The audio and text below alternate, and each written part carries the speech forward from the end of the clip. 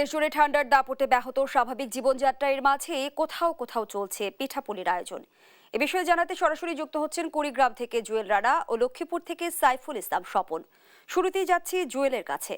জুয়েল, ঠান্ডার দাপটে কেমন চলছে জনজীবন, বিস্তারিত জানাবেন।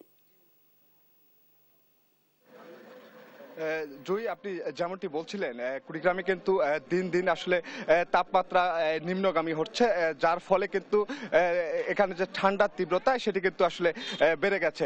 গত এক সপ্তাহ ধরে কিন্তু কুড়িগ্রামে 11 থেকে 17 ডিগ্রি সেলসিয়াসে উঠানামা করছে তাপমাত্রা, যার কারণে এখানকার যারা শ্রমজীবী মানুষ বা নিম্ন আয়ের মানুষ, যারা দিন করে দিন খাওয়া মানুষ, তারা কিন্তু এই ঠান্ডায় আসলে বিপাকে পড়েছে।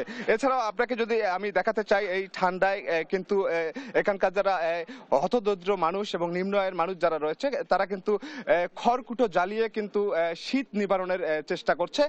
এছাড়াও কিন্তু আমি স্থানীয় যে আবহাওয়া অফিস রয়েছে, আমি আবহাওয়া অফিসের ভারপ্রাপ্ত কর্মকর্তার সঙ্গে কথা বলেছি। তারা বলছেন যে এ সপ্তাহে কিন্তু শৈত্যপ্রবাহ এই জেলার উপর দিয়ে আসলে প্রবাহিত হওয়ার সম্ভাবনা রয়েছে। এছাড়াও কিন্তু এই ঠান্ডার কারণে কুড়িগ্রাম যে জেনারেল হাসপাতাল রয়েছে, সেখানে কিন্তু শীতজনিত রোগে যে আক্রান্ত রোগীর সংখ্যা সেটি কিন্তু বেড়ে গেছে।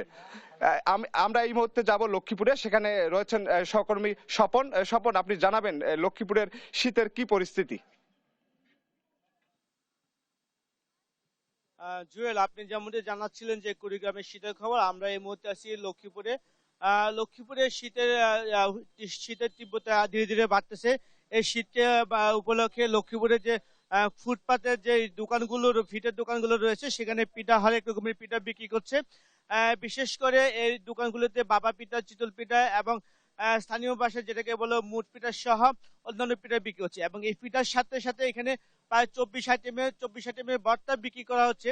এবং এখানে যে যারা আছে এবং তারা এখানে এসে শীতের সময় খাচ্ছে, এবং এই শীতের সময় শুধু এই পিঠাগুলো পাওয়া যায়। আমরা এই বিষয়ে এখন একজনের সাথে কথা বলবো, যিনি শীতের পিঠা খাচ্ছে। তিনি জানাবেন যে আসলে শীতের পিঠা খেতে কিরকম লাগে। ধন্যবাদ দেশ টিভিকে। গত কয়েকদিন থেকে লক্ষ্মীপুরে শীতের প্রকোপ বেড়ে গেছে। তবে একদিকে ভালো হয়েছে, সেটা রাস্তার পাশে আমরা এই শীতকালে অনেক পিঠা পায়েস খেতে পারি।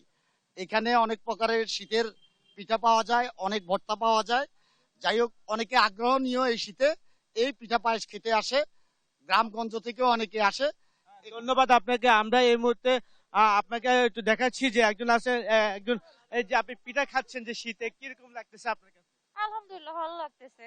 হ্যাঁ, আপনার কি মাঝে মাঝে এখানে আসেন? হ্যাঁ, মাঝে মাঝে আসি এখানে। হ্যাঁ, কিরকম লাগছে? কি কি পিঠা পিঠা, এদের পিঠা, বাপা পিঠা, চিতল পিঠা, তারপরে ভর্তা, অনেক রকমের ক্রিমের ভর্তা আছে, খুব মজা হয়। ধন্যবাদ। আসলে এখানে একজন নারী যিনি আসছেন এখানে পিঠা খাওয়ার জন্য, তিনি জানাচ্ছিলেন যে তার অনুভূতির কথা।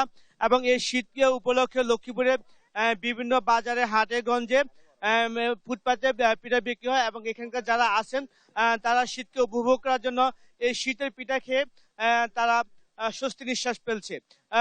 এ ছিল লক্ষ্মীপুর থেকে শীতের পিঠা পায়েসের খবর। স্বপন এবং জুয়েল দুজনকেই ধন্যবাদ জানাচ্ছি। দর্শক, লক্ষ্মীপুর এবং কুড়িগ্রাম থেকে যুক্ত ছিলেন আমাদের সহকর্মীরা।